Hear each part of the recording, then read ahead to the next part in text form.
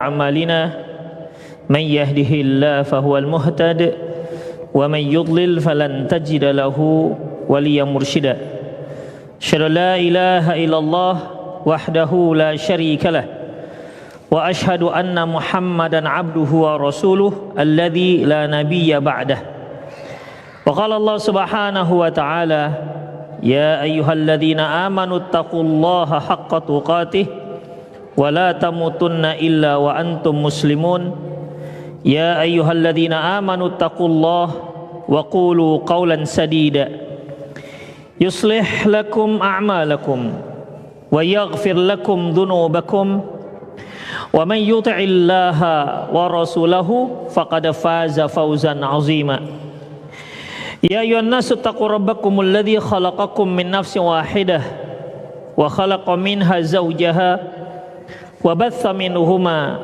رجالا كثيرا ونساء واتقوا الله الذي تساءلون به والأرحام إن الله كان عليكم رقيبا أما بعد إن أصدق الحديث كتاب الله وخير الهدي هدي محمد صلى الله عليه وسلم وشر الأمور محدثاتها وكل محدثة بدعة وكل بدعة ضلالة wa kulla dhalalatin finnar. Ikhwah rahimani Allah wa iyyakum. Pada sesi kedua ini kita akan bahas terkait dengan masalah efek buruk dalam perlombaan apabila dia tidak disertai dengan niat-niat yang syar'i. Ikhwah, dalam perlombaan itu tentunya ada yang kalah dan ada yang menang. Dan biasanya juga yang menang mendapatkan reward, yaitu berupa hadiah, dan yang kalah tidak akan mendapatkan apa-apa. Dan yang kalah tidak mendapatkan apa-apa. Dalam masalah ini ikhwah rahimani Allah wa iyyakum, perlombaan itu ada yang terkait dengan masalah dunia, perlombaan dunia, seperti mungkin lomba lari, kemudian lomba berpacu kuda misalnya, lomba memanah misalnya, lomba berenang misalnya, dan perlombaan-perlombaan yang lain. Ada juga perlombaan dan masalah akhirat, ya, berlomba sebagaimana yang telah kita bahas di sesi pertama. Namun apabila ini dilakukan, jika memang penempatan niatnya tidak benar, maka efek daripada perlombaan tersebut bisa malah bukan menambah dekatnya seseorang kepada Allah, bukan menambah kualitas diri seseorang, tapi malah memperburuk akhlak orang tersebut. Ikhwan azza wa iyyakum. Nikmat merupakan anugerah dari Allah Subhanahu wa taala. Di antara cara kita untuk mensyukuri nikmat Allah Subhanahu wa taala, yaitu dengan cara bagaimana? Dengan cara wa amma bi ni'mati rabbika fahaddis. Adapun nikmat Allah Subhanahu wa taala fahaddis, maka silahkan kamu ceritakan kepada orang lain. Artinya terkait dengan masalah dunia, misalnya antum beli mobil baru misalnya, boleh diceritakan kepada yang lain. Alhamdulillah saya kemarin beli mobil baru, mobil lama saya sudah saya jual, saya beli mobil baru, boleh. Wa amma bi ni'mat rabbika fahaddits, adapun nikmat Allah maka ceritakan. Rasulullah juga menyebutkan innallaha yuhibbu ayyura athara ni'matihi. Allah itu suka kalau terlihat dari orang tersebut atharun ni'mah, yaitu bekas nikmat yang Allah Subhanahu wa taala berikan kepadanya. Bahkan ada seorang para ulama, saya lupa namanya, di antara tak mensyukuri nikmat yaitu dia diam saja atas nikmat tersebut. Ikhwa'azallahu wa iyyakum. Tetapi tentunya menceritakan nikmat-nikmat ini bukan atas rangka yaitu membanggakan diri dibandingkan yang lainnya, tapi sekedar menceritakan. Di antara tujuannya apa ikhwah? Kita beli mobil, mungkin teman kita ada membutuhkan, mungkin dia sakit, jangan lupa saya punya mobil, boleh minta tolong ke saya. Itu di antaranya. Bedakan dengan orang-orang yang dia rahasia-rahasiakan, takut dipinjam mobilnya misalnya. Ya, itu menunjukkan kebakhilan dia. Makanya ikhwah azallahu wa iyyakum, berlomba pada dunia itu bisa menyebabkan kita semakin dekat kepada Allah Subhanahu wa taala, namun bisa juga membuat kita semakin terperosok, bahkan membuat kita tak jadi masuk surga. Makanya Rasulullah SAW mengatakan, la yadkhulul jannah man kana fi qalbihi mithqal dzarratin minal kibr. Gak akan masuk surga seorang yang dalam hatinya ada kesombongan walaupun hanya sebesar biji sawi. Tak akan masuk surga. Karena surga itu hanya ditempatkan untuk orang-orang yang tidak pernah sombong, yang tidak sombong. Makanya ketika iblis tidak mau sujud kepada Nabi Adam, wa idz qulna lil malaikati isjudu li adama fasajadu illa iblis. Ketika kami berkata kepada Adam, kepada malaikat, sujudlah kalian kepada Adam, fasajadu, semuanya sujud, illa iblis, kecuali iblis. Aba wastakbaro, dia enggan dan dia takabur. Aba wastakbaro wa kana minal kafirin, dia enggan dan takabur dan dia termasuk yang orang-orang kafir, termasuk makhluk yang kafir. Demikian ikhwah, ketika Allah bertanya kepada si iblis, ma mana'aka alla tasjuda id amartuk. Iblis, kenapa ente nggak mau sujud? Kan aku yang suruh. Kenapa kamu tak mau sujud padahal aku yang suruh? Kata si iblis, ana khairum minhu. Ya Allah, aku itu lebih paten dibandingkan dia. Aku lebih bagus, lebih baik ketimbang dia. Apa alasannya? Khalaqtani min nar wa khalaqtahu min tin. Engkau ciptakan aku dari api dan engkau ciptakan si Adam dari tanah. Anggapan iblis pada waktu itu, yang tercipta dari api lebih bagus ketimbang yang tercipta dari tanah. Karena ikhwah, ketika Nabi Adam alaihissalam diciptakan oleh Allah Subhanahu wa taala, sebelum ditiupkan ruh, itu iblis datang. Dia kelilingin jasad Nabi Adam ini yang belum ditiupkan ruh. Falamma ra'ahu mujawwafah, ketika dia melihat ternyata Adam ini, manusia itu makhluk yang berongga. Kita kan banyak rongga dalam ini. Arifa annahu la yatamalak, taulah dia bahwasanya ini makhluk mudah digoda. Makanya dia katakan, aku lebih baik, beda dengan api. Itulah alasan si iblis mengapa tidak mau sujud kepada Adam.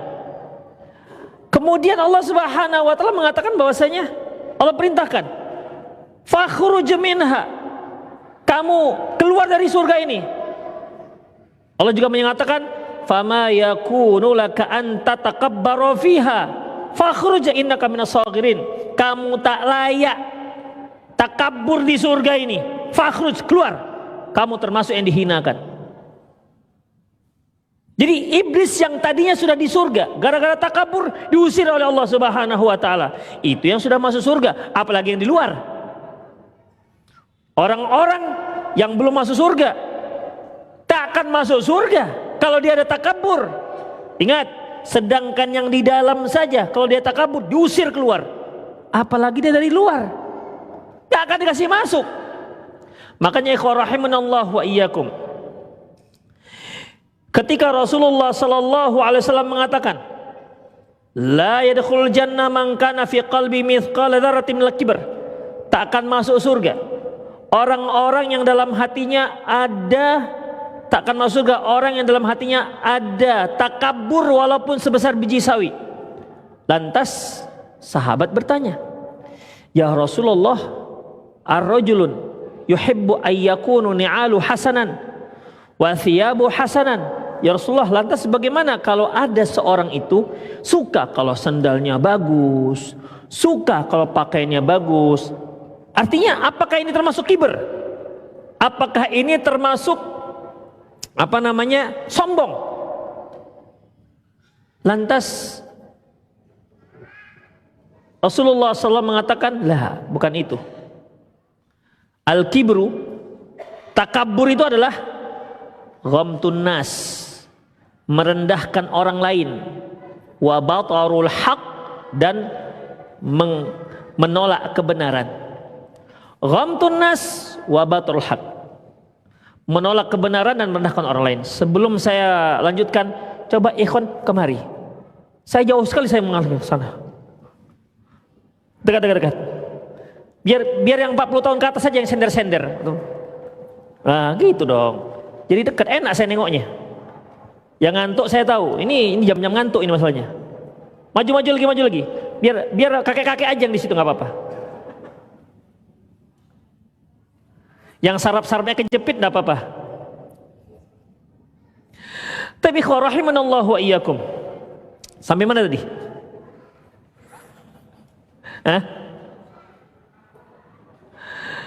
Iya.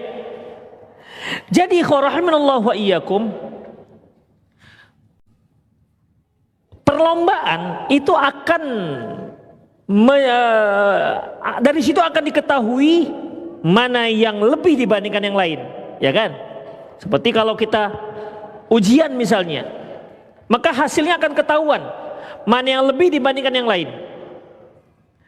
Maka rahimanallahu wa iyyakum, orang yang dia menang dalam berlomba, baik memang sengaja diperlombakan ataupun nggak diperlombakan, dan dia memang lebih banyak mendapatkan, misalnya rezeki, sama-sama berusaha, sama-sama usahanya sama-sama jilbab syar'i misalnya, atau sama-sama buka warung kopi yang sekarang namanya kafe, warungnya itu sebenarnya udah sama-sama buka apa lagi nih, usaha yang sama mungkin, tapi ini Masya Allah pesat dia, set lebih banyak.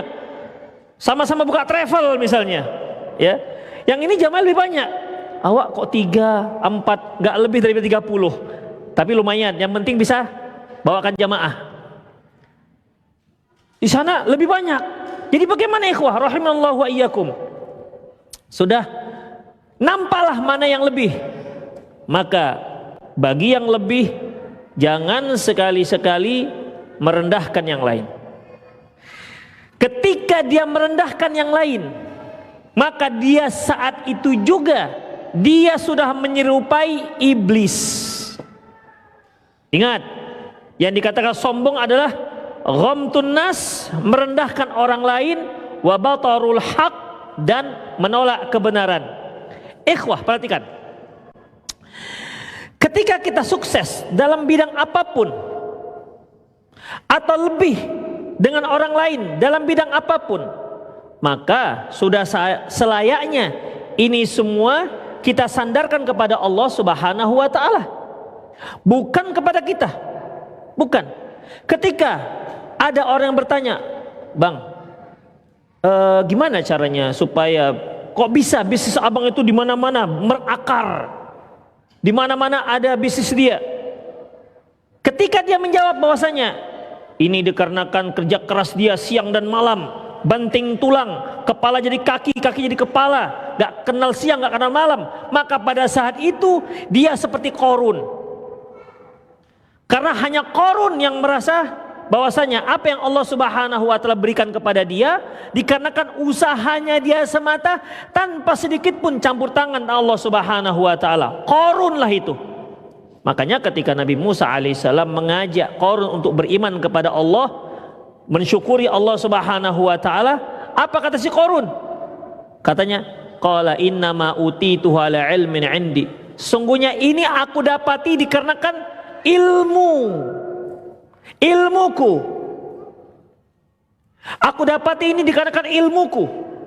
Bukan dikarenakan Allah Subhanahu wa taala. Yang pertama dikarenakan karena akunya. Makanya hati-hati ikhwah, azallahu wa iyyakum. Silakan antum belajar teori apapun, teori-teori berdagang apapun dia, tapi tetap yang nomor satu adalah Allah Subhanahu wa taala. Ikhwah rahimani Allah wa iyyakum. Perlombaan yang menyebabkan malapetaka itu adalah perlombaan yang menyebabkan seorang yang lebih dibandingkan yang lain merasa lebih hebat. Kalau dia terkait dengan masalah dunia, merasa lebih hebat dibandingkan yang lain. Kalau dia masalah ketakwaan, dia merasa lebih takwa dibandingkan orang lain, dan merasa rendah orang yang lain yang telah dia kalahkan. Ikhwah rahimanallahu wa iyyakum. Perlu kita ketahui ya, haqaiqu minal kibr. Kita harus fahami apa hakikat takabur ini. Ikhwah azallahu wa iyyakum. Pertama, bahwasanya takabur itu adalah maksiat pertama yang terjadi di alam semesta. Sebelum adanya kekufuran, sebelum adanya kefasikan, maka dosa pertama yang terjadi di alam semesta ini adalah dosa takabur. Ya, dia adalah dosa takabur. Seperti kisah yang sudah saya sebutkan tadi, yaitu surah Al-Baqarah ayat 34. Dalam surah Shaffat Allah Subhanahu wa taala mengatakan ayat 35, innahum kanu idza qila lahum la ilaha illallah yastakbirun. Bahwasanya orang-orang kafir itu apabila dikatakan la ilaha illallah yastakbirun, mereka akan takabur, tidak mau menerima sedikit pun. Kenapa mereka nggak mau beriman? Karena takabur. Karena takabur. Makanya ikhwah rahimanallahu wa iyyakum, orang-orang tidak mau menerima dakwah para rasul terdahulu. Itu dikarenakan, diantaranya dikarenakan mereka merasa lebih dibandingkan rasul yang diutus. Di zaman Bani Israel, sebagaimana yang sudah antum sama-sama ketahui, bahwasanya Bani Israel itu dipimpin oleh para nabi. Dipimpin oleh Nabi Musa alaihissalam. Nabi Musa meninggal, wafat, dipimpin oleh Nabi Harun alaihissalam. Nabi Harun wafat, mereka pun dipimpin oleh Yusha bin Nun.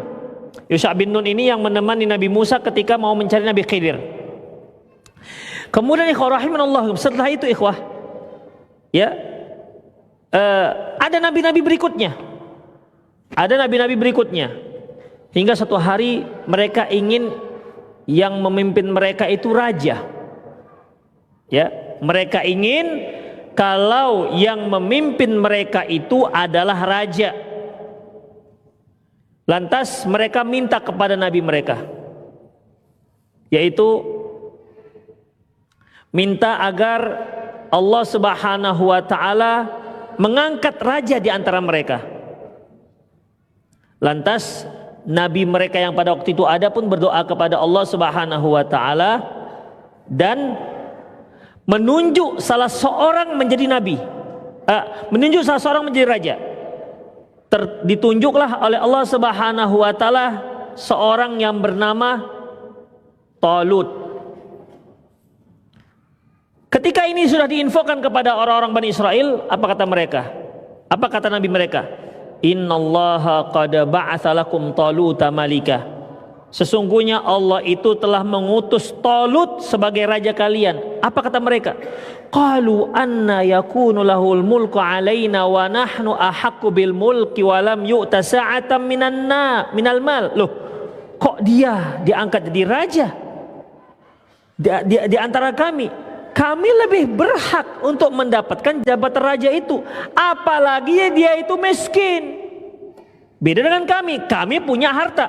Jadi ikhwah, sebenarnya dari dulu banyak orang meyakini bahwasanya kalau mau jadi pemimpin tuh harus punya pitih dulu, harus kaya dulu. Demikian ikhwah, padahal kan nggak seperti itu. Itu merupakan pemikiran orang-orang Bani Israel. Yang layak jadi raja, yang layak jadi pemimpin adalah orang-orang kaya. Yang miskin-miskin tak layak jadi pemimpin, gak punya duit dia. Itu cara berpikir Bani Israel. Taib. Jadi ikhwah, apa kata Nabi?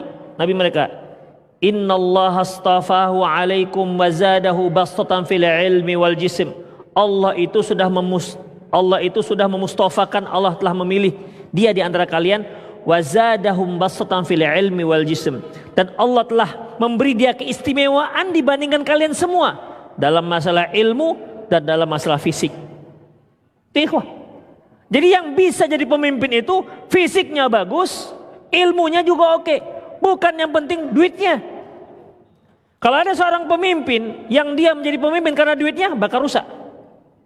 Karena memang pemimpin itu bukan jabatan politik, tapi jabatan profesionalis. Siapa yang layak? Dia yang punya, mereka yang punya kapabilitas. Inilah yang diangkat oleh Allah Subhanahu wa taala. Dia adalah Talut. Talut adalah orang yang punya ilmu dalam memimpin dan dia punya kekuatan dalam memimpin, punya kekuatan fisik tapi tak punya fulus. Piti dado. Enggak ada duit. Ya, enggak ada duit. Ibu-ibu tolong dibaguskan kondisinya di belakang.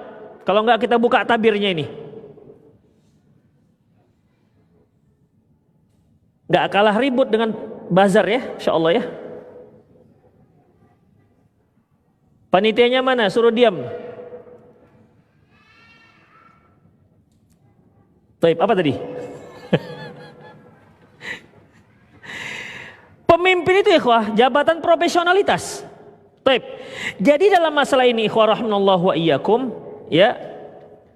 Orang-orang Bani Israel, ya. Orang-orang Bani Israel mereka itu adalah orang-orang yang sebenarnya tidak bisa menerima. Menganggap bahwasanya mereka lebih baik dibandingkan si Talut. Menganggap mereka lebih baik ketimbang si Talut, lebih layak. Makanya mereka sulit untuk beriman kepada nabi-nabi mereka. Allah mengatakan sebagian mereka kalian bunuh. Ya. Fariqon kadzabatum wa fariqon taqtulun, sebagian kalian dustai dan sebagian lagi kalian bunuh, kata Allah Subhanahu wa taala. Kemudian ikhwah azallahu wa iyyakum, ketika Nabi Musa datang kepada Firaun, dia datang sebagai seorang yang sudah diutus oleh Allah sebagai rasul dan nabi dan rasul. Fir'aun ini kan sudah tahu ikhwah gimana Nabi Musa alaihissalam. Di mana dia nemui Nabi Musa di mana? Sungai kan? Bahasa kira di paret kira-kira. Nemunya di sungai. Musa berada dalam peti, hanyut di belakang rumah Fir'aun. Kira-kira hanyut di belakang rumah Fir'aun. Ini kalau nggak diambil oleh Fir'aun dengan istrinya, ditolakkan lagi. Hanyut lagi, mati dia. Lebih kurang begitulah. Akhirnya karena kasih sayangnya Fir'aun, Allah yang ngasih sayang itu, terutama sayangnya istrinya Asia, ya, dipeliharalah Nabi Musa alaihissalam. Begitu sudah besar ngaku jadi nabi. Artinya kan berarti Fir'aun harus ngikut Nabi Musa. Kan itu artinya. Fir'aun agak sulit menerimanya. Cuman ini anak hanyut ini. Anak hanyut kok jadi pemimpin? Yang layak itu adalah yang digembleng dari kecil, dari orang tua yang memang yang punya kapabilitas, yang punya kekayaan. Demikian ikhwah. Jadi masalah keturunan itu memang cukup kuat ikhwah. Ya, cukup kuat. Kalau bahasa sekarang? Karena hubungan keluarga. Privilege, aduh antum. Ya, itu gak ada masalah sebenarnya. Ya, kekuatan privilege itu gak apa masalah. Bapaknya jadi pejabat, anaknya jadi pejabat, gak ada masalah sebenarnya. Asalkan memiliki kapabilitas yang kuat. Jadi ikhwah, Fir'aun merasa ini ya anak-anak dapat ini. Kami yang pelihara dia dari kecil. Tiba-tiba datang jadi pemimpin, ngajak aku pula untuk beriman kepada dia. Fir'aun kan sudah mengatakan wa ana rabbukumul a'la. Aku adalah Tuhanmu yang maha tinggi. Kata Nabi Musa, anak kecil yang dapatnya di sungai, katanya salah, kamu nggak bisa jadi Tuhan. Yang jadi Tuhan adalah Rabbul Alamin. Kemudian Nabi Musa menunjukkan mukjizat-mukjizatnya untuk meyakinkan Fir'aun, kamu itu bukan Tuhan. Yang Tuhan itu adalah yang menciptakan alam semesta ini. Sebenarnya ikhwah, Fir'aun dan antek-anteknya itu sudah meyakini akan kebenaran Nabi Musa. Allah katakan, wajahadu biha wastaiqanatha anfusuhum dzulma wa uluwa. Sesungguhnya Fir'aun itu mengingkari apa yang dibawa oleh Nabi Musa, tapi wastaiqanatha, dia sebenarnya yakin ini betul. Si Musa ini betul bahwasanya aku nggak bisa jadi Tuhan. Ikhwah, yang aku jadi Tuhan kan tahu bahwasanya dia nggak layak jadi Tuhan. Iya kan? Dia pernah. Misalnya nih, kita mengaku orang yang terkuat, kan kita yang tahu tentang diri kita. Mungkin kita pernah sakit, mungkin kita pernah gini, kita pernah ngeluh, pernah sakit gigi, gitu kira-kira. Fir'aun itu paling tahu tentang apa yang tentang dirinya. Ketika dia mengaku sebagai Tuhan, sebenarnya dia sendiri pun tahu bahwasanya dia nggak layak jadi Tuhan. Tahu dia. Ketika dia butuh makan, itu kan sudah cukup bahwasanya dia tidak layak jadi Tuhan. Apa dia nggak mikir, nggak digunakan pikirannya? Iya ya, Tuhan kok bisa lapar? Berarti membutuhkan makanan. Demikian. Sebenarnya Fir'aun itu sudah yakin dalam hatinya dengan apa yang dibawa oleh Nabi Musa. Tapi zulma wa uluwa, karena kezoliman, karena merasa lebih tinggi, nggak mau dia terima apa yang didakwakan oleh Nabi Musa alaihissalam. Demikian ikhwah. Kenapa? Dari awal karena dia sudah merendahkan si Nabi Musa, maka dia nggak akan mau menerima kebaikan apapun, kebenaran apapun yang datang dari Nabi Musa alaihissalam. Demikian ikhwah. Makanya kalau orang sudah merasa lebih hebat, dia tidak akan bisa menerima nasihat, masukan dari orang yang dia anggap di bawah dia. Dalam bidang apapun. Misalnya dalam masalah apa ya? IT misalnya. Antum IT senior. Kita tahu bahwasanya yang namanya teknologi kan terus berkembang. Antum senior. Yang junior itu lebih ahli lagi. Bahkan lebih mengetahui terupdate, ilmu yang terupdate tentang masalah IT. Yang junior ngasih tahu yang senior, Pak, nggak begitu sekarang. Kau ngatur-ngatur pula, ngasih tahu pula. Aku lebih banyak makan asam, garam dan rendang. Aku lebih tahu. Tengok tuh jenggot dah putih tuh, kok ngasih tahu pula. Kenapa ikhwah? Karena merasa sudah kadung lebih dibandingkan yang lain. Itu ikhwah rahimanallahu wa iyyakum. Itulah dia. Jadi takabur pada dasarnya adalah maksiat yang pertama sekali terjadi di alam semesta ini. Dan orang-orang kafir umumnya kufur, tidak mau beriman terhadap nabi-nabi sebelumnya, termasuk kepada Rasulullah SAW, itu dikarenakan takabur. Kemudian ikhwah rahimanallahu, yang kedua, kiber adalah menyebabkan perpecahan pada umat manusia dan yang menyebabkan permusuhan serta kebencian di antara sama umat manusia. Dalam surah Al-Baqarah ayat 87 Allah Subhanahu wa taala firman, "Afa kullama ja'akum rasulun bima la tahwa anfusukum istakbartum?" Apakah setiap kali datang kepada kalian seorang rasul yang tidak cocok dengan diri kalian, istakbartum, kalian takabur, kalian menolaknya, fa fariqan kadzabatum wa fariqan taqtulun, sebahagian kalian dustai dan sebagian lagi kalian bunuh.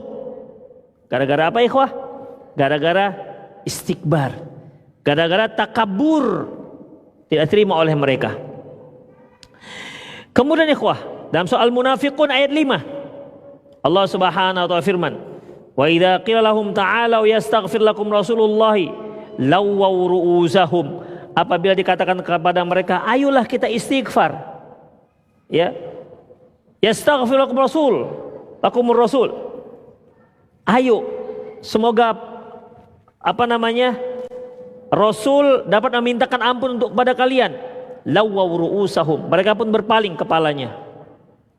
Wa ra'aitahum, kamu akan lihat mereka yasuddun, mereka tidak mau, wahum yastakbirun, dan mereka itu takabur. Jadi ikhwah rahimanallahu wa iyyakum, menyebabkan perpecahan dan menyebabkan kebencian. Yang ketiga, kibr sababu ta'dzibil umam sabiqah. Takabur merupakan sebab turunnya azab umat sebelumnya. Dalam surat Nuh ayat 7, Allah Subhanahu wa ta'ala firman tentang ucapan Nabi Nuh, di mana Nabi Nuh mengatakan, Rabbi inni da'autu qaumi laila wa nahara. Ya Allah, sesungguhnya aku sudah mendakwahkan kepada kaumku, berdakwah pada kaumku siang dan malam hari. Falam yaziduhum du'a illa firara. Dan tidak menambah kecuali mereka semakin lari. Wa inni kullama da'autuhum litaghfir lahum ja'alu asabi'ahum. Setiap kali aku ajak mereka untuk memohonkan ampun dosa kepada Allah Subhanahu wa taala, ja'alu asabi'ahum, mereka letakkan tangannya ke telinga mereka. Wastaghshaw thiyabahum, dan mereka kerudungkan pakaian mereka. Wa asarru wastakbaru istikbara, dan mereka tetap ingkar dan mereka tetap bertakabur, tidak mau terima. Takabur pada Nabi Nuh alaihissalam, tidak mau menerima pesan-pesan dan dakwahnya Nabi Nuh alaihissalam. Itulah tiga hal ikhwah hakikat daripada kibr. Takabur itu yaitu maksiat yang pertama terjadi di alam semesta ini. Yang kedua, kibr itu bisa menyebabkan perpecahan dan bisa menyebabkan kebencian, saling membenci. Kibr yaitu takabur itu merupakan sebab akan ditimpanya azab. Setelah Nabi Nuh alaihissalam berdoa seperti itu, apa kata Nabi Nuh? Rabbi la tadhar 'alal ardi minal kafirin dayyara. Ya Allah, jangan kau biarkan satu pun orang kafir yang tersisa. Artinya habiskan semua, musnahkan semua. Kenapa ikhwah? Karena Rabbi la tadhar 'alal ardi minal kafirin dayyara innaka in tadharhum yudhillu 'ibadak. Kalau engkau biarkan ada satu aja yang sisa, yudillu ibadak, mereka akan menyesatkan hamba-hambamu. Wala yalidu illa fajiran kafara, dan tidak akan lahir dari mereka kecuali penjahat-penjahat yang kafir. Penjahat-penjahat yang kafir. Mengapa Nabi Nuh punya kesimpulan seperti ini? Bukankah yang nanti lahir itu belum lahir? Kenapa Nabi Nuh alaihissalam bisa memastikan bahwasanya kalau mereka biarkan satu, ini yang lahir akan lahir itu bukan orang-orang mukmin, tapi orang-orang penjahat-penjahat dan kafir-kafir. Ikhwah, Nabi Nuh berapa usianya? 950 tahun. Baik ikhwah, manusia kalau dia wanita usia berapa dia melahirkan? 25 lah ya. 25 itu udah sangat-sangat sedang. Anggaplah setiap 25. Ikhwah, berarti ini 950 tahun. Berarti seorang itu ketika dia berusia 25 tahun, berarti muncul generasi berikutnya. Ya kan? Generasi yang lahir ini 25 tahun yang akan datang melahirkan generasi kedua. Generasi kedua ini 25 tahun yang akan datang melahirkan generasi ketiga. Taib. 950 tahun berapa generasi itu? 9 kali 4 berapa? 36. 500 tahun tambah 50 tahun tambah 2 berarti 38. Nabi Nuh sudah melihat 38 generasi. Itulah dia. Ini punya anak, semua kafir. Makanya doanya, ya Allah, jangan kau biarkan satu pun yang tersisa. Mampuskan semua, gitu kira-kira. Saking geramnya ikhwah. 38 generasi, itu masih hitungan kita. Ya kalau dahulu nikahnya 25 tahun. Kalau 20 tahun dan udah punya generasi dia. Kalikan itu. Itulah makanya Nabi Nuh mengatakan wala yalidu illa fajiran kafaro. Gak akan lahir lagi kecuali penjahat-penjahat dan orang-orang kafir. Makanya jangan sisakan, habiskan. Akhirnya betul-betul habis sih. Betul-betul habis, tak tersisa. Tapi kan muncul lagi ya. Ya kan? Muncul lagi, bayangkan ikhwah. Demikian. Yang menyembah berhala itu kan yang disembah sebenarnya orang soleh. Wad dan Suwa, Yaghuth, Ya'uq, Nasra, itu kan orang soleh sebenarnya. Tapi begitulah ikhwah rahimanallah wa iyyakum. Baik, kita lanjutkan.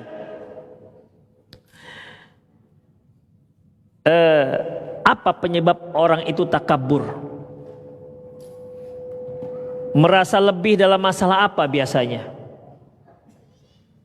Ada 4 penyebab seorang itu menjadi takabur. Pertama, dan ini yang paling bahaya, yaitu ilmu. Mereka merasa lebih alim, mereka merasa lebih tahu, mereka merasa lebih dalam ilmunya. Kalau orang-orang seperti ini takabur, maka akan muncul iblis-iblis berikutnya. Ya, akan muncul iblis-iblis berikutnya. Oleh karena itu, rahimanallah wa iyyakum, makanya Allah Subhanahu wa taala mengatakan, "Innama yakhsyallaha min ibadihil ulama." Sesungguhnya yang takut kepada Allah adalah hamba-hambanya yang alim.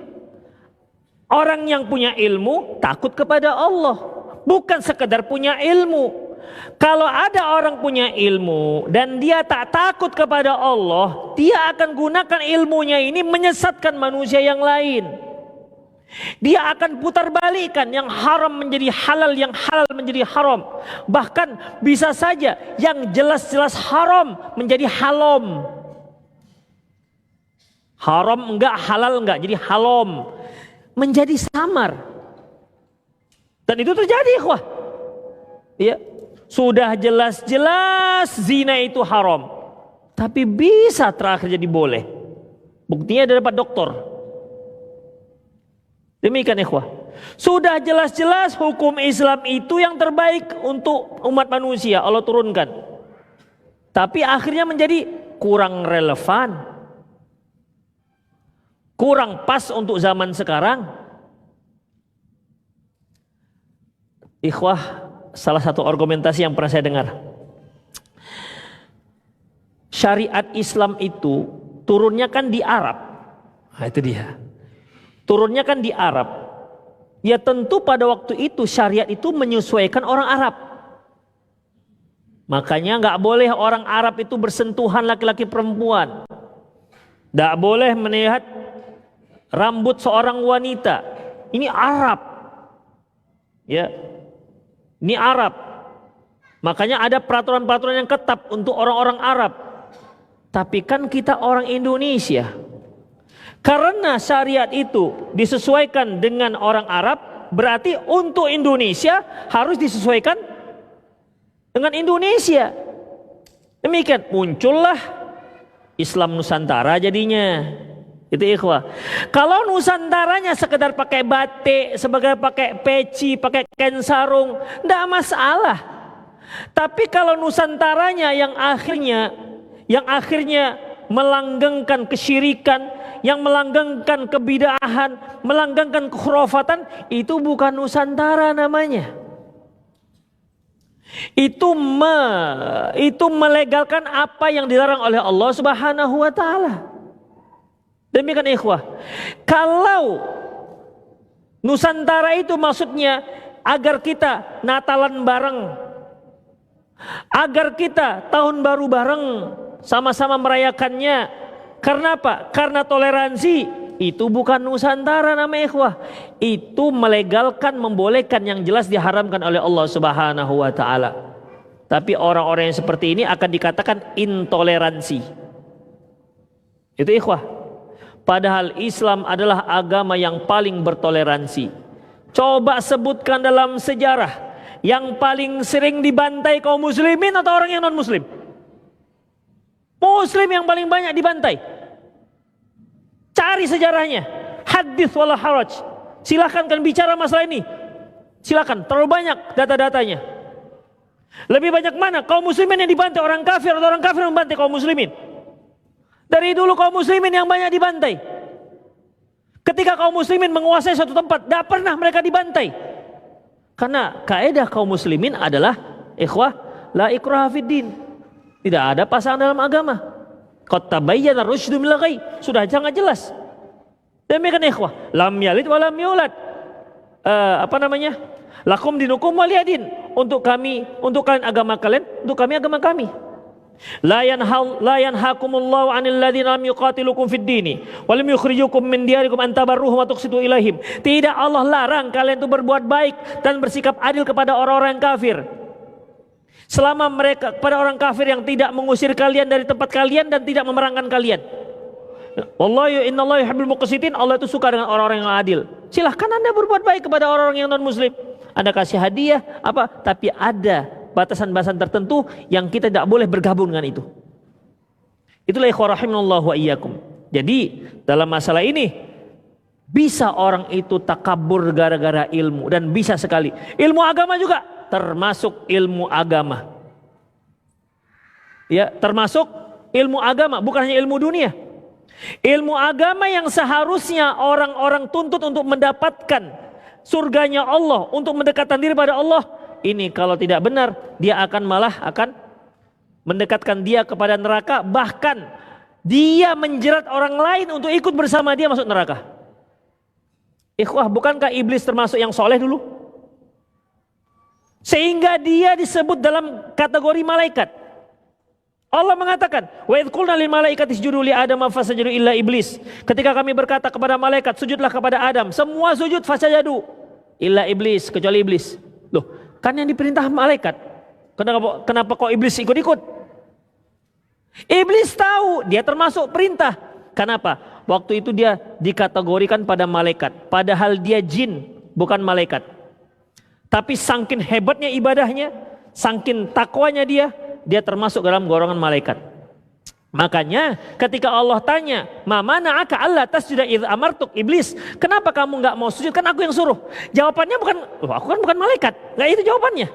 Karena iblis tahu persis dia termasuk dalam perintah. Jawaban iblis apa? Ana khairum minhu. Aku lebih baik dibandingkan dia. Itu ikhwah. Ya. Jadi ini menunjukkan bahwasanya iblis tahu dia termasuk dalam perintah. Walaupun yang dituju adalah perintah tersebut ditujukan malaikat. Perintah tersebut ditujukan kepada malaikat. Kenapa demikian? Karena iblis termasuk dikategorikan malaikat pada saat itu. Saking solehnya. Itulah ikhwah. Tapi Allah Subhanahu wa taala tahu dalam hatinya itu ada apa? Kibr. Dan dengan perintah seperti ini Allah tunjukkan dia itu kibr. Dia itu ada takabburnya. Yang kedua, harta. Yang menyebabkan orang takabur harta. Ikhwah, kalau Anda punya rezeki yang lebih, nggak ada masalah, ya. Apalagi kalau digunakan untuk pendekatan diri kepada Allah Subhanahu wa taala seperti keinginan orang-orang fakir pada zaman sahabat, mereka iri dengan orang-orang kaya karena menggunakan hartanya untuk sedekah, sementara mereka tidak bisa. Tidak ada masalah dengan banyaknya harta. Tetapi kalau dengan banyaknya harta malah mereka merendahkan orang lain, dan ini merupakan salah satu perkara yang memungkinkan seorang itu anggap remeh orang lain. Misalnya mungkin dia pakai pakaian bagus, kendaraan bagus, dia lihat aduh ini buruk kali pakaiannya, jauh-jauh amis sana, jauh-jauh sedikit. Demikian ikhwah, merendahkan orang lain maka nggak dibolehkan. Ya, merendahkan orang lain maka nggak dibolehkan. Ketiga, yang menyebabkan orang itu bisa takabur. Nasab. Karena keluarga. Kami keluarga ningrat. Kalian keluarga mana? Demikian ikhwah. Kalian keluarga mana? Keluarga orang rendah kan? Beda. Apalagi nanti kalau sudah perjodohan. Ya kan? Perjodohan. Dia itu orang-orang rakyat biasa, kita nggak bisa. Kita harus nikahnya dengan sama-sama ningrat. Ikhwah, merendahkan. Maka tak dibenarkan. Ikhwah rahimanallah. Kalau tak mau nikah silakan, tapi kalau merendahkan jangan. Kalau Anda tak mau menikah kecuali orang-orang ningrat silakan. Tapi kalau sampai merendahkan jangan. Karena itu adalah syaitan. Itu sifat iblis. Maka nggak boleh. Jadi ada kalanya seorang itu karena dia menganggap dia keluarga yang ningrat, maka dia merendahkan orang lain. Di antaranya ikhwah seperti Bani Israel Bani Israel itu ikhwah menganggap merekalah suku yang paling baik. Apa kata mereka? Nahnu abna'ullahi wa ahibba'uh. Kami itu adalah anak-anak Allah dan orang-orang yang dicintai oleh Allah Subhanahu wa taala. Yang lain enggak? Makanya Bani Israel ya bangga dengan itu semua. Maka Allah Subhanahu wa taala membantah. Kul lima yu'adzibku. Kenapa Allah Subhanahu wa taala mengazabmu? Kalau memang kalian adalah orang yang dicintai oleh Allah, kenapa kalian diazab oleh Allah Subhanahu wa taala? Kan ada Bani Israel yang diazab sampai dikutuk menjadi monyet kan? Sampai dikutuk menjadi monyet. Kenapa? Itu bantahan Allah Subhanahu wa taala. Oleh karena itu rahimanallahu wa iyyakum, nasab juga merupakan satu perkara ataupun modal dasar orang yang takabur. Nasab. Padahal Allah mengatakan man batta amaluhu lam yusri' lahu nasabuhu. Barang siapa yang amalnya sedikit tidak akan dipercepat oleh nasabnya. Artinya Anda siapa? Anda, saya keturunan Rasulullah sallallahu alaihi wasallam. Kalau Anda tidak beramal, Anda bukanlah siapa-siapa. Karena Allah mengatakan inna akramakum indallahi atqakum. Sesungguhnya yang paling mulia di antara kalian adalah yang paling takwa. Makanya Rasulullah SAW mengatakan pada Fatimah, ya Fatimah, ya Fatimah, minta dari ayahmu sekarang. Karena nanti aku nggak akan bisa berbuat apa-apa di hadapan Allah Subhanahu wa taala. Rasulullah juga mengatakan seandainya Fatimah mencuri, aku yang potong langsung tangan dia.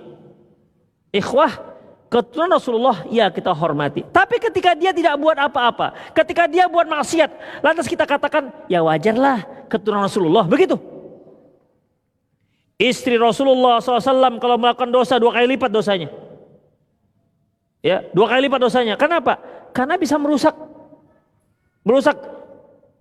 nama baik Rasulullah Sallallahu Alaihi Wasallam. Maka lebih ketat.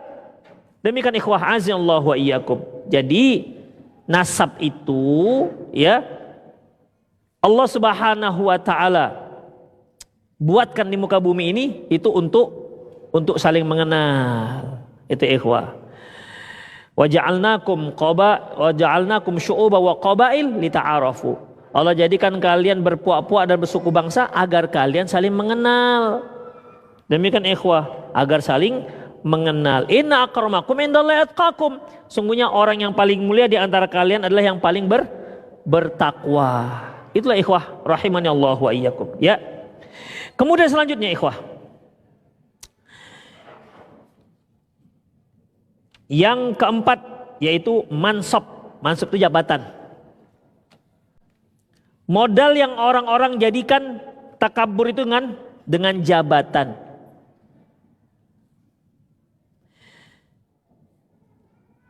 Dalam sebuah hadis dari Abi Mizlis, qala kharaja Muawiyah faqama Abdullah bin Zubair wa Ibnu Sufyan hina ra'ahu faqala ijlisa. Ketika Muawiyah bin Abu Sufyan keluar, maka berdirilah Abdullah bin Zubair dan Ibnu Sufyan ketika melihat Muawiyah. Jadi ketika Ini kan pemimpin nih, khalifah. Begitu keluar dari pintunya, diri dua orang sahabat ini. Apa kata beliau? Ijlisa, kalian dua duduk, nggak usah berdiri. Sami'tu Rasulullah sallam yaqulu man sarrahu ayyatamatsalahu rijal bil qiyam. Barang siapa yang suka kalau dia datang orang-orang pada berdiri, dia suka tuh. Falyatabawwa minan nar. Maq'adu minan nar. Maka siapkan tempatnya di neraka kelak. Kan ada ikhwah kita masuk orang-orang pada berdiri, tapi kita nggak suka. Ada yang memang kita masuk, kita suka agar mereka tuh menghormati kita dengan cara dia berdiri. Orang yang kedua ini yang siapkan tempatnya dalam neraka. Nggak boleh dalam Islam sebenarnya. Jadi gimana? Duduk saja.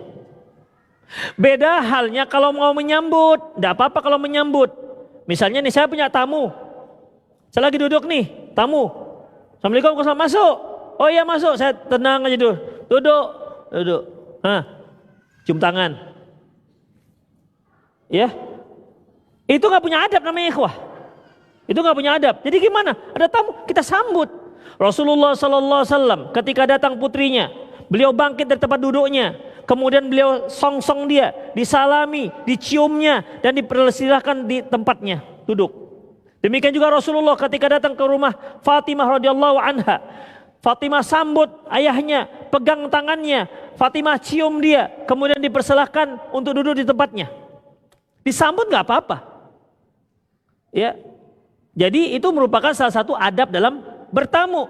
Tapi kepling keluar, lewat kepling masuk ke ruangan, hadirin dia harap untuk bangun, bangkit dari tempat duduk. Oh kepling aja sudah bangkit. Demikian ikhwah.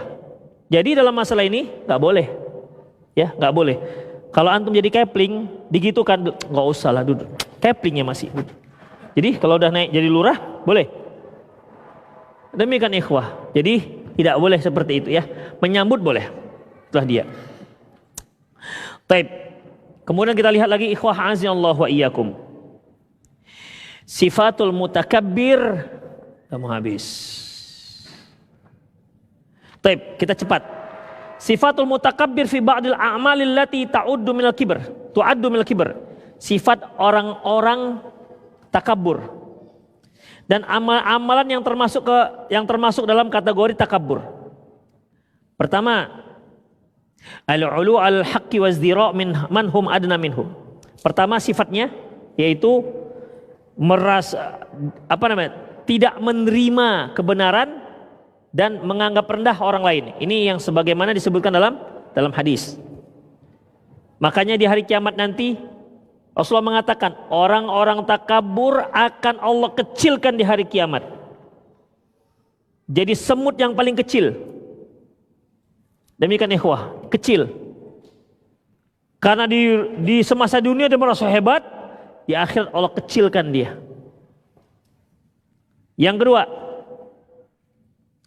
hasadul akron. Hasad, dengki dengan akron, dengan orang-orang yang selevel.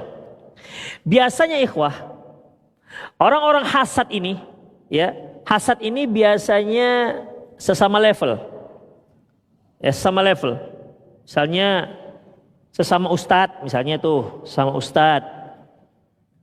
Biasanya juga ya ikhwah kita juga nggak bisa tampi bahwasanya pemikiran-pemikiran itu tidak ada pada diri kita. Kita kan manusia, ya. Bisikan-bisikan setan pasti ada. Tengok, orang-orang ini kurang bagus niatnya. Kenapa? Karena dia menuntut ilmu pilih-pilih ustadz. Memang betul ikhwah, ketika kita belajar tidak usah pilih-pilih ustadznya, yang penting dia mengajarkan yang benar. Tapi masalahnya masing-masing orang itu punya selera yang membuat dia, memicu dia supaya semangat dalam mencari ilmu. Itu dalil bukan kita yang pakai, bukan para ustadz, tapi untuk mad'u. Jangan kita yang menyebutkan. Janganlah pilih-pilih ustadz kalian. Kalau aku datang kalian nggak ada datang. Tapi kalau ustadz itu kalian datang rame-rame, cuman ya kalian nih. Bukan begitu ikhwah. Ya, itu dari mad'unya bukan dari sang ustadz. Demikian ikhwah, ya. Tapi kalau dari yang madu, oh ya, nggak usah pilih-pilih. Yang penting kan yang dikatakan benar. Demikian ikhwah. Yang dari kita, ya misalnya antum, misalnya ngajar, kan bisa aja ngajar.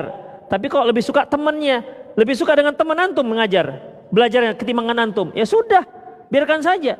Yang penting selama dia masih belajar ya sudah. Artinya, ikhwah, kalau saya katakan begini ikhwah. Coba antum perhatikan konten isi ceramah ustadz-ustadz. Itu kan mirip-mirip. Memang gak ada yang baru ikhwah. Yang baru itu bid'ah dia. Yang baru itu bid'ah. Ibaratnya sama-sama nasi goreng ikhwah. Yang satu gorengnya biasa. Yang satu goreng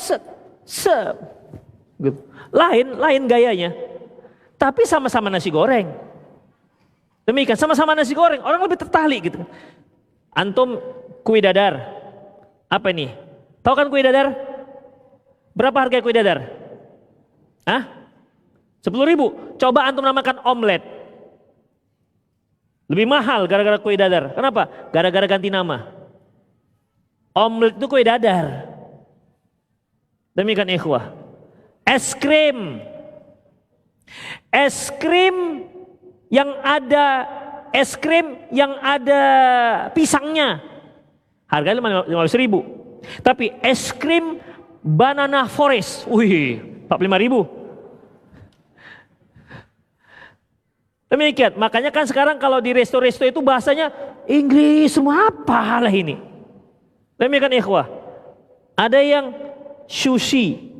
Tengok lempernya itu kan. Beda bungkus, ya kan? Beda bungkus. Yang itu yang kalau lemper bungkus pakai daun, ini dibungkus pakai rumput laut.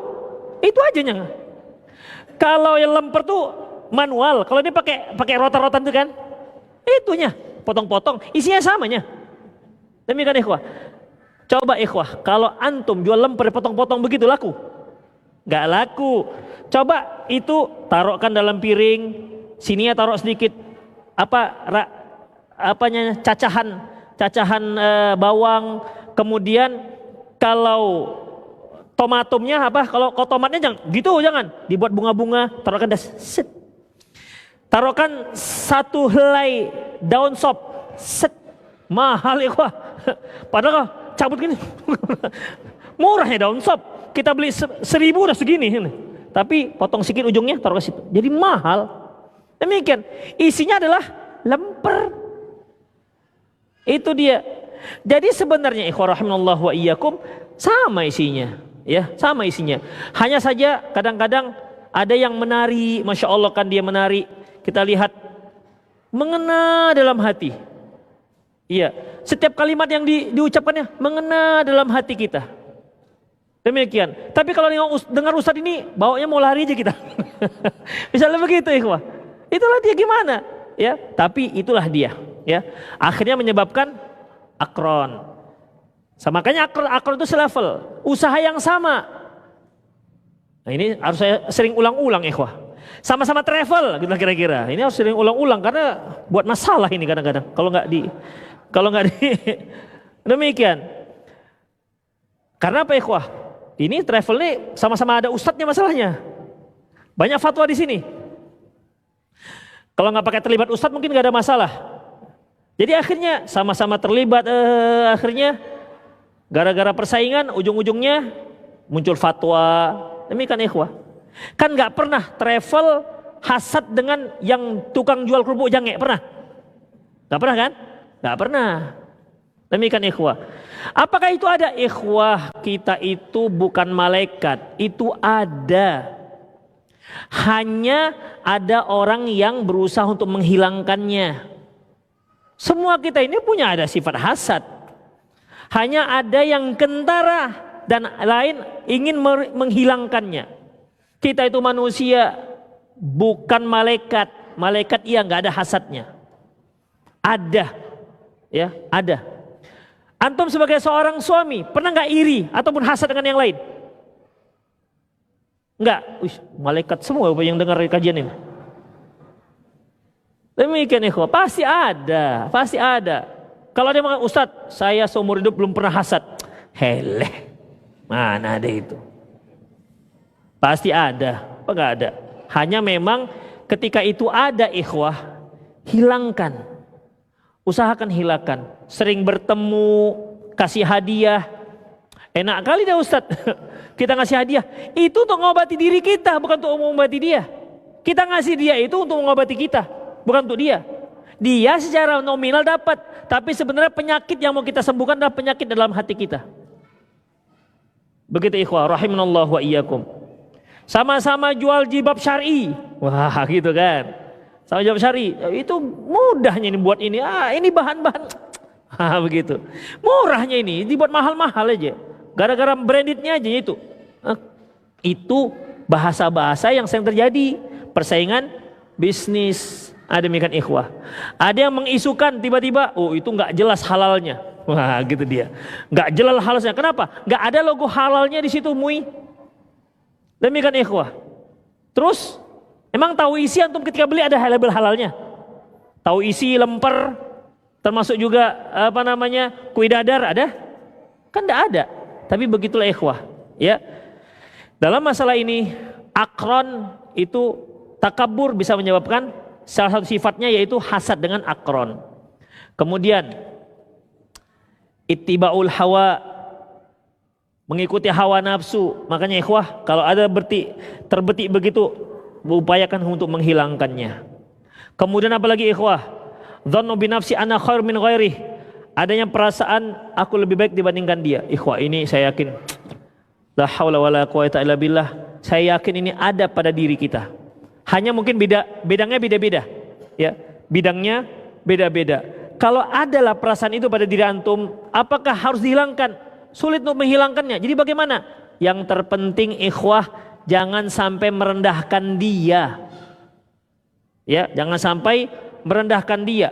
Kalau memang kualitas kita tahu lebih bagus dibandingkan dia, ya sudah, kita memuji Allah Subhanahu wa taala. Falyahmidillah, hendaklah dia banyak menyanjung Allah Subhanahu wa taala, bukan malah merendahkan. Karena keistimewaan yang Allah berikan kepada dia itu merupakan taufik dari Allah Subhanahu wa taala, bukan dikarenakan ente hebat. Makanya kalau ada orang yang sukses kemudian dikatakan ini dikarenakan kerja keras saya, ikhwah, banyak orang yang kerja keras tetapi tidak sukses seperti ente. Oh, ini modal saya kuat, banyak orang yang modal kuat bangkrut. Oh, saya sudah pengalaman sekian puluh tahun, banyak orang yang sudah pengalaman akhirnya bangkrut juga. Itu menunjukkan bahwasanya intinya adalah taufik dari Allah Subhanahu wa taala. Jadi kalau kita melihat adalah kelebihan kita dibandingkan yang lain, dan itu jelas ya, bukan perasaan. Bukan perasaan. Kadang-kadang kan asumsi, sepertinya awak lebih ganteng dibandingkan dia. Orang melihat, ya Allah benci kali aku tengoknya. Misalnya begitu. Iya. Tapi dia perasaan lebih ganteng. Itu nggak kita bicarakan lagi lah kalau itu nggak, karena ikhwah memang nggak punya standar dia berarti. Ini memang betul-betul orang itu lebih dibandingkan yang lain. Ya, sisi usahanya mungkin juga apa sajalah yang lebih. Maka ketika dia tahu dia punya kelebihan itu, maka dia pulangkan itu kepada Allah Subhanahu wa taala, bukan malah merendahkan orang lain. Kemudian salah satu, biasanya takabur itu ketika gabung biasanya ingin menunjukkan kemampuan. Itu dia. Dia tahu dulu awak juga paten ini. Saya juga memahami masalah ini. Jadi bukan untuk mencari kebenaran, tapi untuk menunjukkan saya itu oke, bisa demikian. Bisa dibawa ke tengah, itulah kira-kira. Jadi bukan sekedar diskusi untuk mendapatkan kebenaran, untuk mendapatkan mana yang terbaik, tapi niatnya untuk menunjukkan kemampuan dia. Bukan ikhwah, rahimanallahu. Sama dengan ceramah seperti ini. Kadang-kadang muncul tuh, tunjukkan kepada dia kemampuan ustadz. Bukan kaleng-kaleng nih, gitu ikhwah. Bisa seperti itu. Ya, namanya juga ustadz juga manusia, bukan malaikat. Yang terpenting adalah hilangkan perasaan-perasaan seperti itu. Berusaha hilangkan. Kalau enggak menjadi penyakit. Kalau enggak akan menjadi penyakit. Itulah ikhwah rahimanallahu wa iyyakum. Adalah itu sajalah ya kajian kita. Kok capek rasanya ya. Oke, silakan. Bagi antum yang mau bertanya dipersilakan, fadhol. Boleh di 0813 600 661 dipersilakan. Tanya langsung juga boleh, fadhol.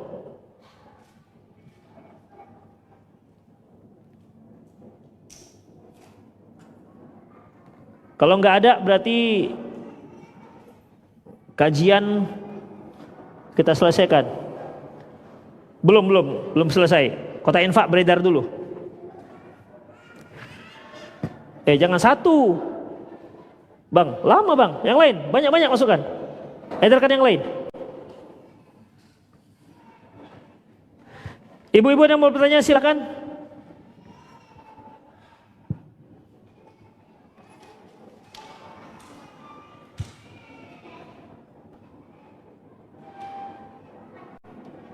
Tayyib.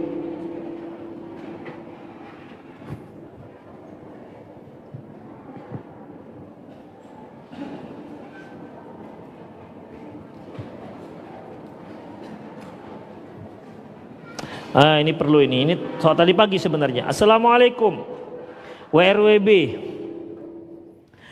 Afan Ustadz, apakah niat sholat itu harus saat setelah takbir dan mengangkat tangan? Ikhwah, niat itu termasuk syarat sahnya sholat. Kalau sudah dikatakan syarat, itu berarti di luar ibadah tersebut.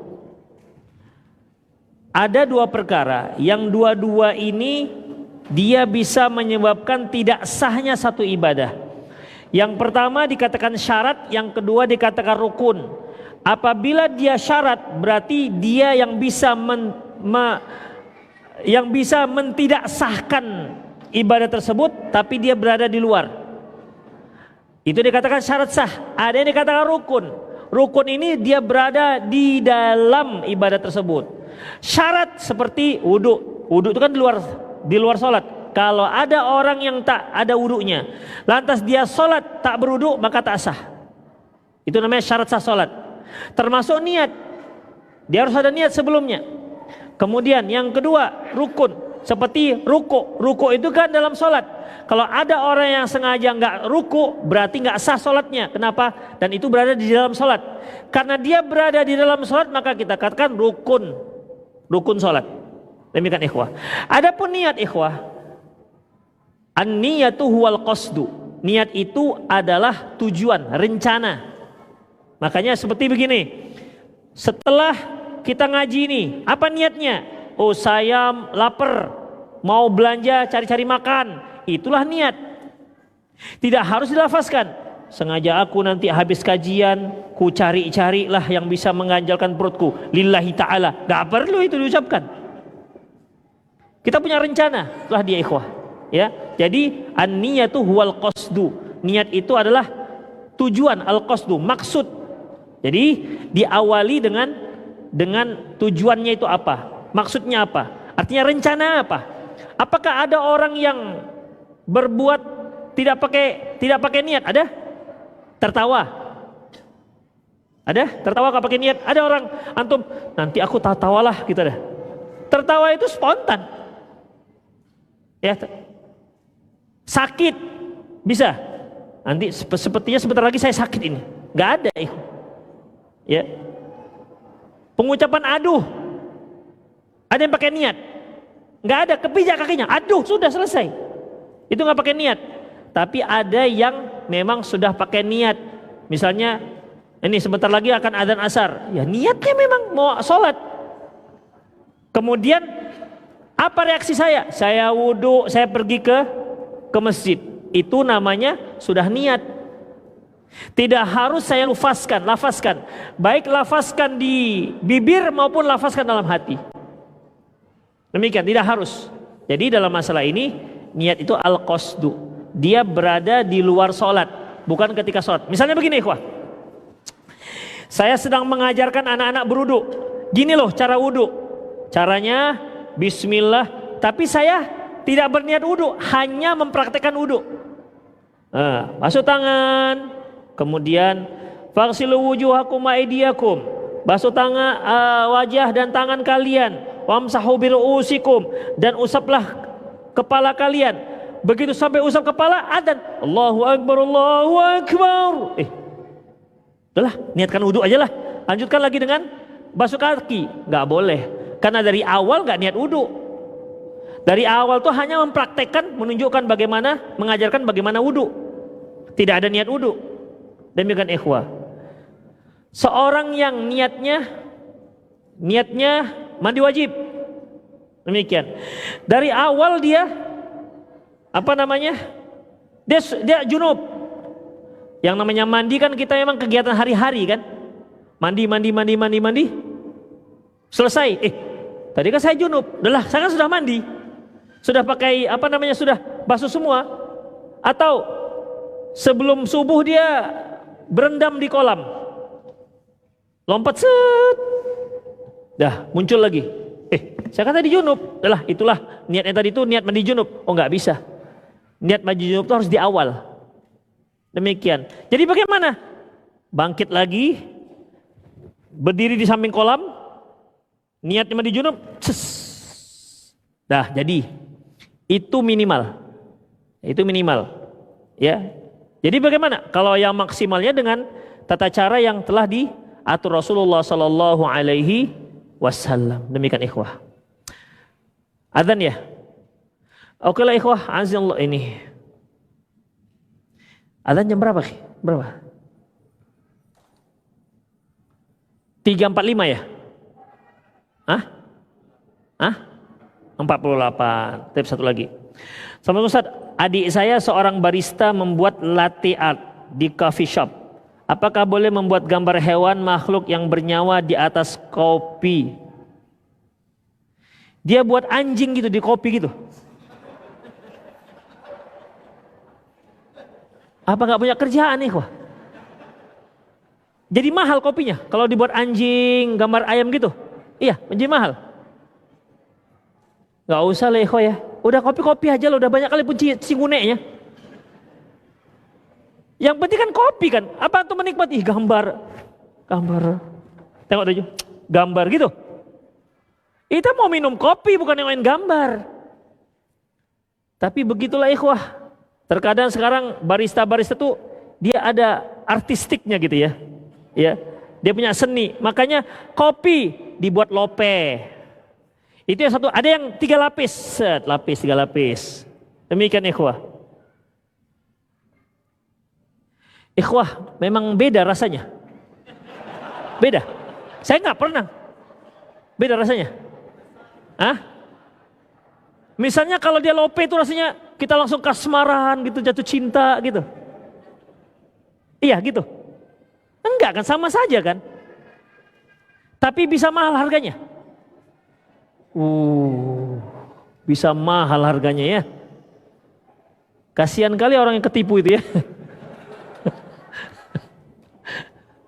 Ya sudahlah kalau itu bisa mahal, tapi saya nggak mau itu. Kita mau minum kopi bukan mau nengok lope-lope di situ. Demikian ikhwah. Ya. Misalnya ada bermasalah antara suami dan istri, pergi dia ke cafe shop, kemudian di lope-lope. Begitu langsung cing gitu. Gitu. Iya. Enggak kan? Ya sudahlah berarti. Kalau bagi yang peminumnya nggak ada gunanya. Tapi bagi penjualnya ada gunanya. Kenapa? Karena semakin mahal. Ya kita nggak tahu juga apa fungsinya, ya udahlah yang penting kalau semakin mahal lanjut. Karena halal. Lanjut, karena halal. Tapi bagi antum yang minum, untuk apa tambah-tambah harga gara-gara itu? Tapi itulah namanya juga banyak duit kan? Lebih suka dia begitu. Kalau saya masih kopi itu masih minum, yang penting banyak. Banyak ada rasa kopi gitu lah kira-kira. Gak usah pakai lope-lope. Gak ada lukisan gak apa-apa, hitam aja gitu, gak masalah. Gak masalah. Saat gimana? Mana dia? Itu ajalah kajian kita, semoga bermanfaat. Aku qouli hadza wa astaghfirullah li wa lakum wa lisal muslimin innahu wal ghafurur rahim. Kita akhiri dengan subhanakallah bihamdik asyhadu an la ilaha illa anta astaghfiruka wa atubu ilaik wa akhiru da'wana alhamdulillahirabbil alamin. Assalamualaikum warahmatullahi wabarakatuh.